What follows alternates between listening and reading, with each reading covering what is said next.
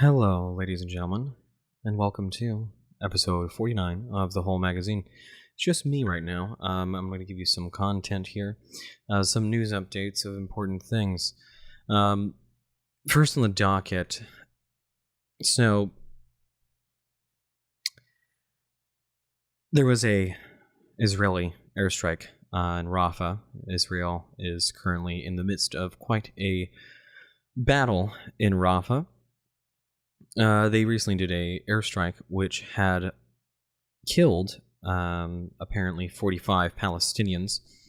An ABC News report says that the Biden administration had expressed sympathy after dozens of civilians were killed in an airstrike over the weekend.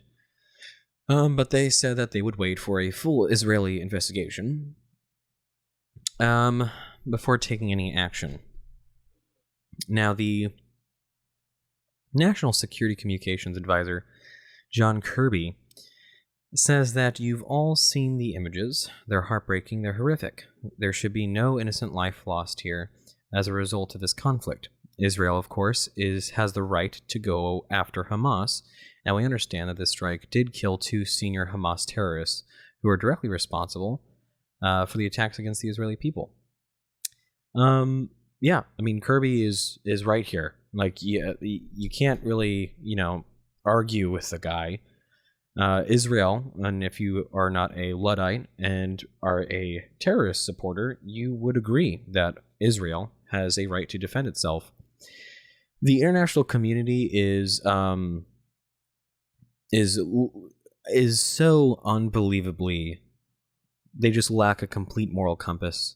It's hilarious. It's one of those things where you laugh or you would cry.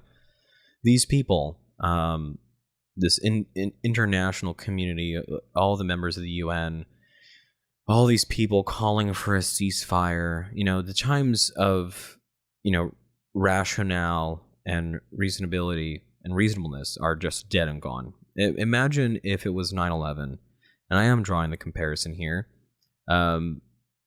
Imagine if this was 9/11 and the United States goes overseas and starts kicking the shit out of the terrorist group that perpetuated the attack on our nation. Now imagine if the international community got a little all hung up over it, was really bummed out, and was saying, you should stop. You should knock it off. Don't do that. No, don't. Imagine if that were the case. Do you know what the United States would say? Go fuck yourself. All capitals, okay? It was what Elon Musk said. Go fuck yourself. That's what the United States would say. Of course, at the time. Now we probably would have been like, no, you're absolutely right. We should stop. You're absolutely right. We're being terrible people. Even though, over 3,000 people got murdered here. We're so sorry to have offended the international community. Here, please take more money. Israel going into Rafah and taking care of business and attacking Hamas is exactly what they should be doing. And anyone who says otherwise is a damn fool. And anyone who thinks that this is something easy to do, they have not either A, been in the military, 2, have caught up or kept up with news, or 3, are just not aware of how terrorists do their business. Terrorists hide amongst civilians. They don't wear a specific uniform. They will hide amongst civilians, take the aid, take whatever is being given to the civilian population, and use it. So all of the aid that Israel and the United States and the UN is sending in there is just getting taken by Hamas. It's not going to the civilians. It's not going to the civilian population. It is going to Hamas. They are going in there. They are taking it all for themselves and then going back down into their tunnels. So, according to a Hamas run, yes, you heard that right. We're getting information from a Hamas run place. That's kind of been the story of this entire conflict since October. We've been just taking the numbers from terrorists who are reporting civilian casualties as if they're trustworthy, and definitely aren't getting, what they want from the international community. According to the Hamas-run Gaza Health Ministry, it cost 45 Palestinians their lives and inflicted injuries on others when a fire was ignited that tore through a nearby encampment. Okay. So, granted, this did kill two high-value targets, okay? Obviously, and of course, we want to minimize civilian casualties. Okay, anyone who is suggesting that Israel is doing the opposite is a moron.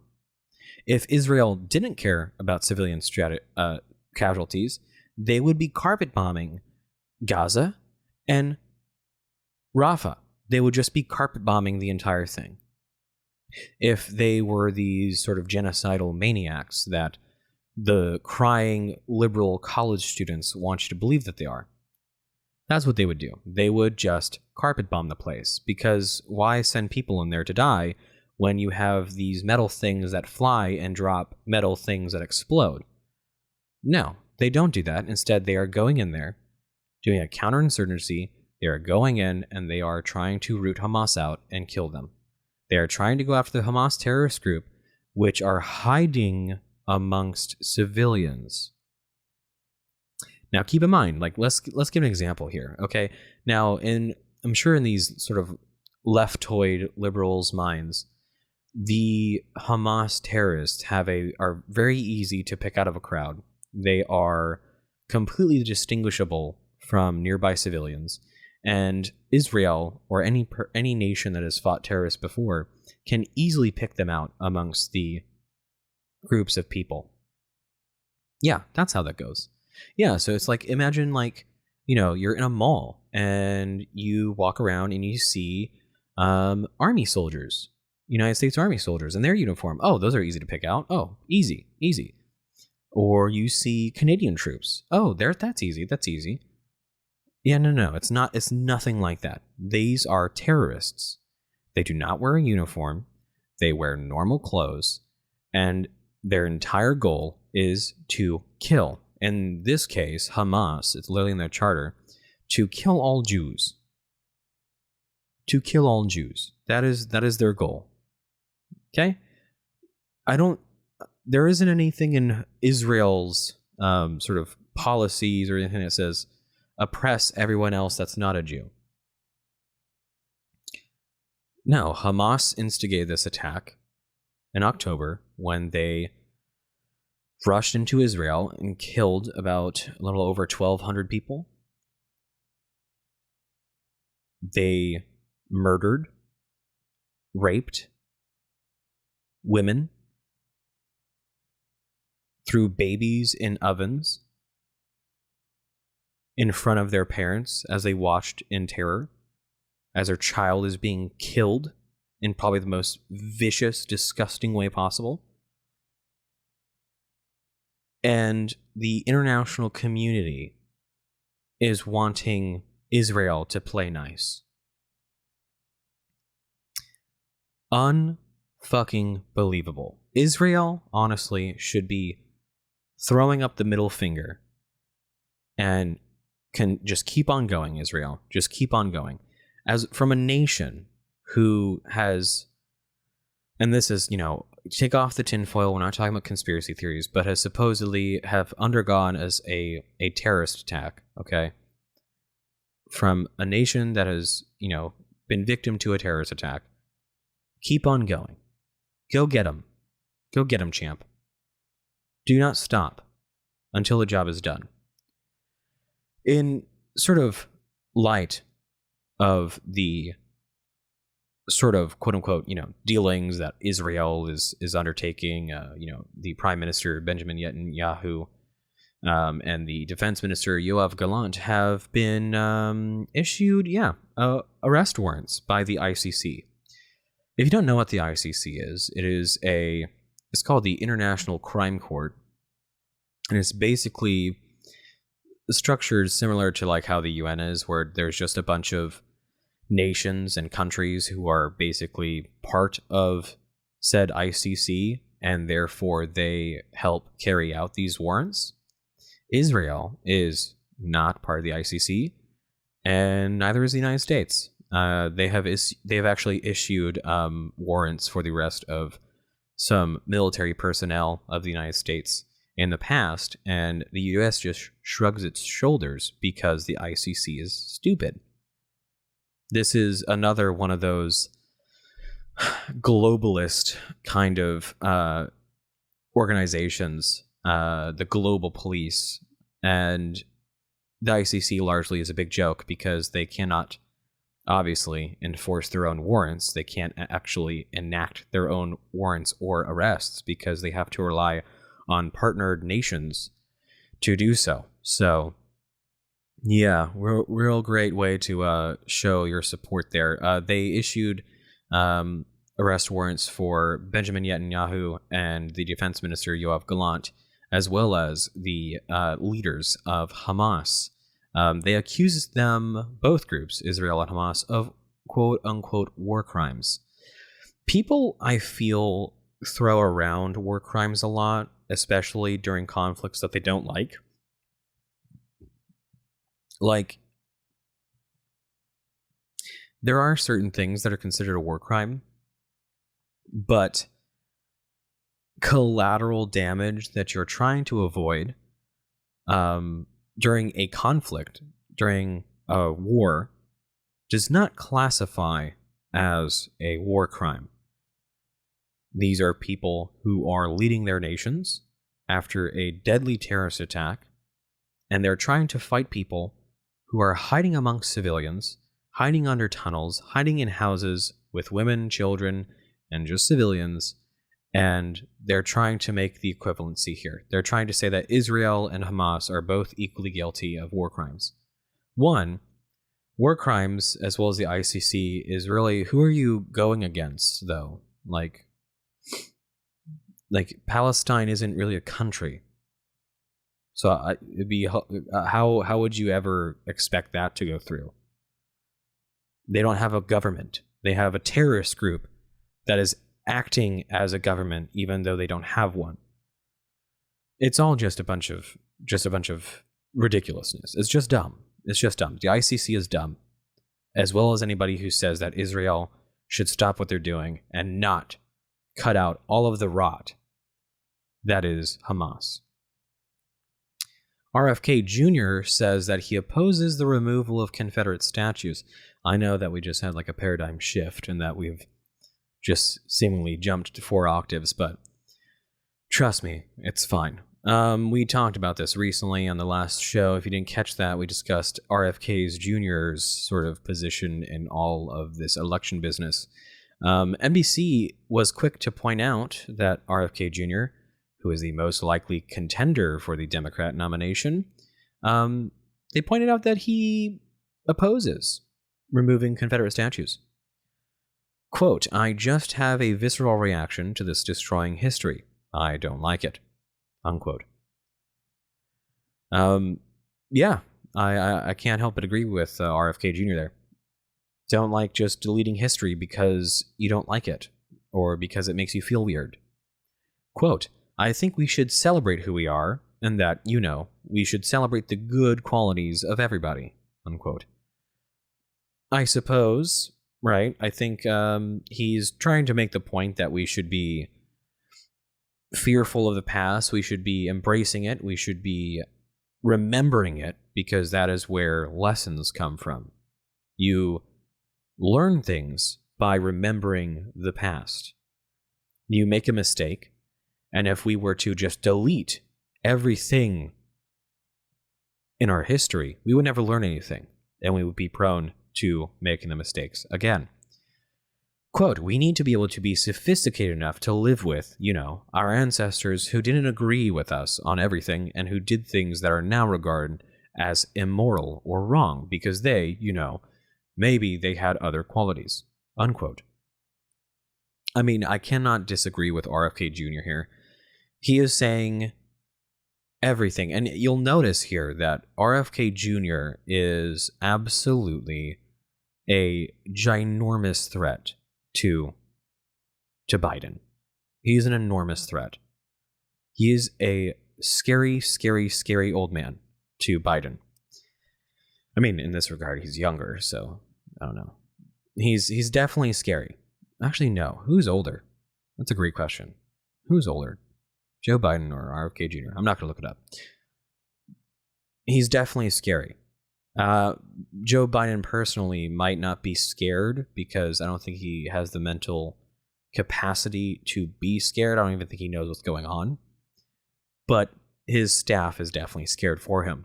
They don't want him at the debates. They don't want him anywhere on a ballot because he would steal crap tons of votes from Biden. Absolutely. In a heartbeat. He is more coherent. He is with it. He is aware of his surroundings. He knows where he's at any one point in time. He doesn't shit himself. He doesn't need a diaper change in the middle of the day. He probably doesn't need a nap. His wife isn't sort of carting him around. I don't know if RFK Jr. is married. Probably is. His wife isn't constantly having to play, Biden catcher or Biden corraller, Biden herder, other names, other synonyms. He is very much more, he is appeasing to the crowd who is, gonna vote for Biden if it comes down to it, but really don't want to, so we're looking for a better option. We'll never vote for Trump, but if there's a better candidate, literally anything other than Biden or Kamala, then they will vote for it. Then they'll vote for him. In this case, it would be RFK Jr. Yeah, they don't want him on the ballots. They don't want him on the ballots at all. They will literally fight tooth and nail to make sure that doesn't happen. And what RFK Jr. is saying here is actually kind of the most based and more right-leaning thing I've ever heard him say. He's a raging Democrat, so don't get it twisted. But he does seem to have some pretty interesting viewpoints. His actual comment on we need to be able to be sophisticated enough to live with, that's actually very perfect. It's a perfect thing to say. A perfect way to say it as well. You see, Democrats, the left, liberals, want to paint this, they want to dumb everything down. They want to dumb everything down and be able to hide all the bullshit in the background. So they want to make the life, they want to cushion, they want to pad, they want to childproof everything in the world around you, so that way you don't get triggered, you don't get offended, you don't get feelings of some weird, if the vibes are off, man, you don't get any of those. So they cushion this stuff by saying that we need to remove anything that is remotely related to anything in the past that we don't like. So, of course, things like slavery, obviously, the Civil War, anything related to that. So, the Union, I guess you might be able to get away with having like Union Army memorabilia, but Confederate stuff, absolutely not. You might as well be a Nazi. So anybody who is a military history collector who has stuff from like World War II, World War I, maybe the Civil War, if you're so lucky, you keep all that stuff inside the house because you are going to be labeled as a Nazi terrorist fascist for even being able to remember such horrific events. And it's kind of funny too, because with liberals, ownership of anything adjacent or related makes you guilty of supposedly believing in said belief, right? So if I had a World War II Nazi infantry helmet to a liberal, and it had like a swastika, stamped on the side. I don't know if they had swastikas stamped on the side, but you get my gist. And I couldn't tell anybody. I wouldn't wear it out of the house. It's not like I'm keeping it in my damn trunk, but I have it in my house, and I invite a coworker over for some dinner or board games or whatever, and they see it. They're a liberal. They'll go, "Oh my God, what is that?" and they'll make a whole big old stink about it, right? And then they'll think I'm a Nazi, and then they'll tell everybody at work, and then I'll be known as the Nazi, right? Just because I have a bit of World War II memorabilia. And not to mention, I could have also World War II United States or Allied helmets, but the fact that I have a Nazi helmet makes me a Nazi. Because we have to erase history. We have to get rid of it. You can't know about it, otherwise you are evil. Why do you know about it, man? Why do you know about it? Huh? Do you agree with him? That must be the only reason. It's one of those things. It's just true. So RFK Jr. here is absolutely right. We should not be erasing history. We shouldn't. We should be teaching things how they were in school. They need to be educated on the past. Because now, you would think that one of the biggest things, since the liberals control the schools, you think that one of the things that they would be teaching and leaning into heavily is history, especially in the United States, particularly around the time of slavery. You think they would be laying heavily into that, right? You think that they would be leaning all of their efforts into just talking about that. So that way, the racial discussion, making the white kids guilty for being white, and then the black kids feeling sad for themselves because Miss Smith or Miss Gillicuddy said objectively racist things and saying that I won't be able to make it in this country because of the color of my skin and the nation's against me. That would be far more effective if they gave the precedent of what this nation had in its past. But no, they want to delete that. They want to remove all prior knowledge of anything bad. It's very strange. Very strange and kind of counterintuitive. But RFK Jr. here, talking about his opposition to the removal of Confederate statues, is more of a right-wing sort of stance. And no, just because you're right-wing and you don't support the removal of Confederate statues does not mean that you are in favor of slavery. Okay, let's just, you have to sort of clarify these things because people can't do it themselves. And we also have examples of what happens after you take down historic statues. I believe at one of the Confederate statues that was taken down, a statue of George Floyd was put in its place. A statue of a man who was higher than giraffe vagina on fentanyl, so says the toxicology report, who had held a pregnant woman with a weapon, criminal history a mile long, and they are commemorating him because to the left and BLM, he was the martyr that they needed to continue to do terrible things in the country and burn stuff down.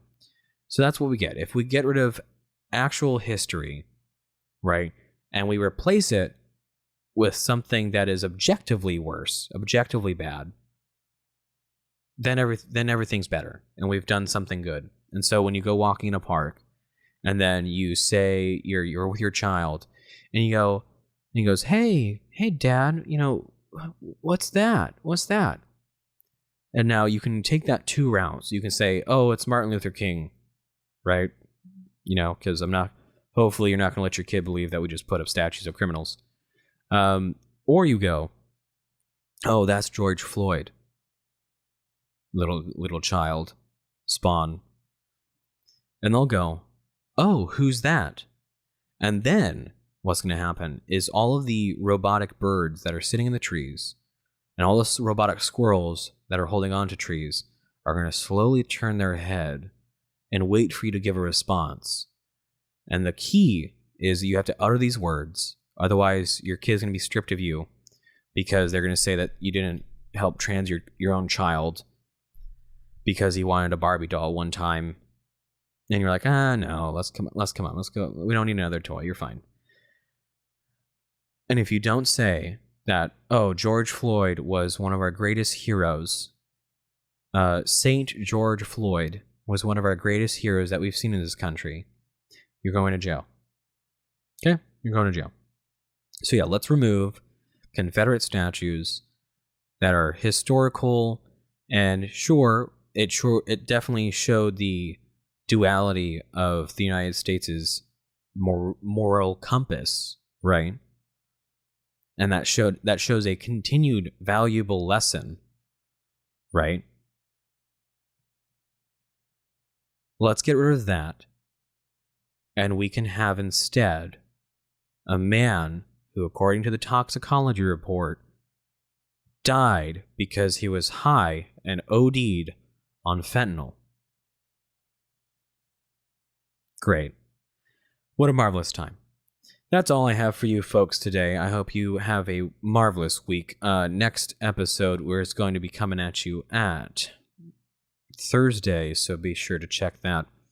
Also, be sure to check out the website, www.thewholemag.com. Go and check out the shop. The last couple days, folks, it's Friday. Friday is the last day you can use code NUKE.